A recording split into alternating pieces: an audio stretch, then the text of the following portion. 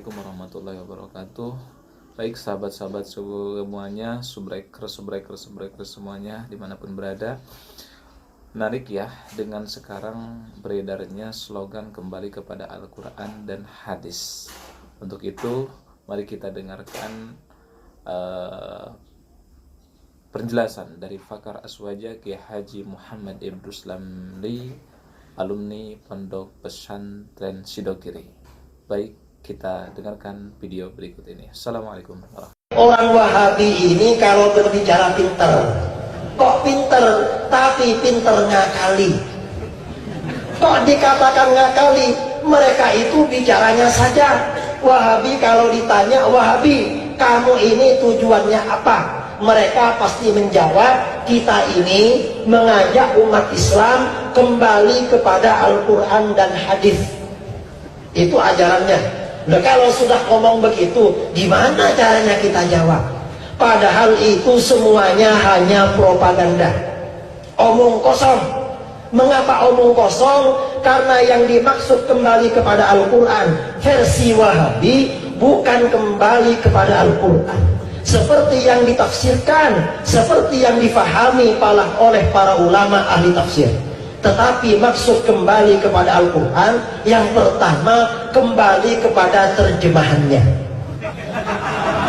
Itu yang pertama. Yang kedua, kembali kepada penafsiran Al-Quran seperti yang mereka maui, bukan yang dikehendaki oleh para ulama. Itu Wahabi. Coba kalau Wahabi menerangkan ajaran agama, pasti buka terjemahan. Mengapa buka terjemahan? Tidak pernah belajar kitab tafsir. Tahun 2009 saya diundang teman-teman Aswaja di Bali berdebat dengan Wahabi tentang tahlil. Lalu kata Wahabi ini, orang tahlilan di Indonesia ini haram. Saya tanya, mengapa haram? Dilarang di dalam Al-Quran. Saya bilang, saya ini mengaji tafsir di daerah, di pesantren saya, di pesantren kiai saya, hatam bolak-balik, belum pernah ada tafsir yang mengharamkan, apalagi ayat Al-Qurannya. Ternyata kata pimpinan Wahabi ini, loh ada itu. Di mana? Surah Tabarak ayat 2. Allazi khalaqal mauta wal hayata liyabluwakum ayyukum ahsanu amala. Allah yang menciptakan hidup dan mati, menciptakan mati dan hidup untuk menguji kamu, siapa di antara kamu yang paling bagus amalnya. Nah, spirit dari ayat ini kita dituntut untuk memperbaiki amal, bukan memperbanyak. Orang yang tahlil maunya banyak-banyak zikir, tetapi tidak bagus. Lalu saya bilang, kamu tidak ngerti maksud ayat itu. Mengapa tidak ngerti? Yang menjadi spirit dari ayat ini, kita ini yang paling bagus amalnya. Kebalikan dari bagus itu adalah jelek. Berarti melarang amalan yang jelek, bukan melarang amalan yang banyak.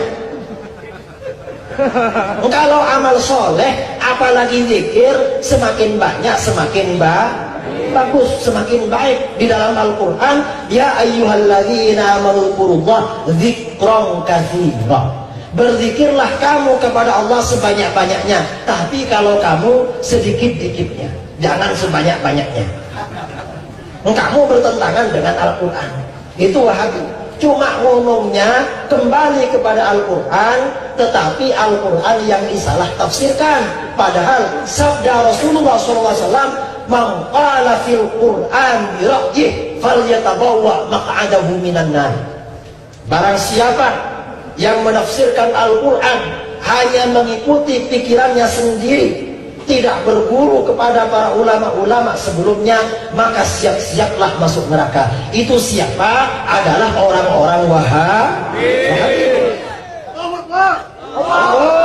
Al-Quran.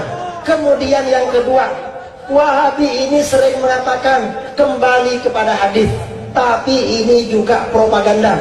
Mengapa propaganda? Karena yang dimaksud kembali kepada hadis versi Wahabi bukan kembali kepada kitab-kitab hadis seperti yang difahami oleh para ulama ahli hadis.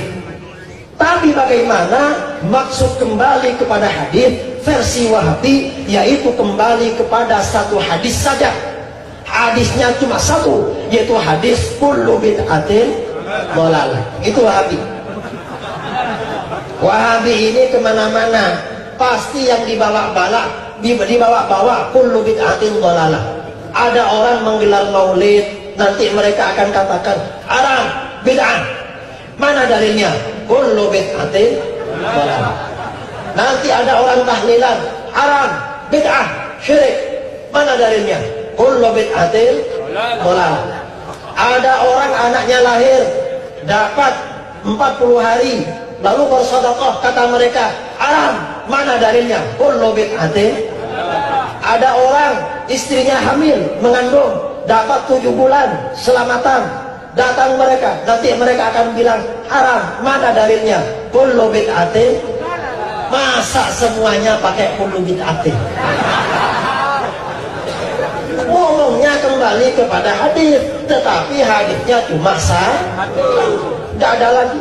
Dan itu pun tidak dipahami seperti pemahaman para ulama ahli hadis. Karenanya saya kalau bertemu dengan mereka, saya kalau berdialog dengan mereka, saya katakan Anda bukan pengikut ahli hadis. Terus pengikut siapa, Gus? Anda pengikut ahli hadas. Bukan ahli hadis. Ahli hadis tidak potongan sama sekali. Itu hadis.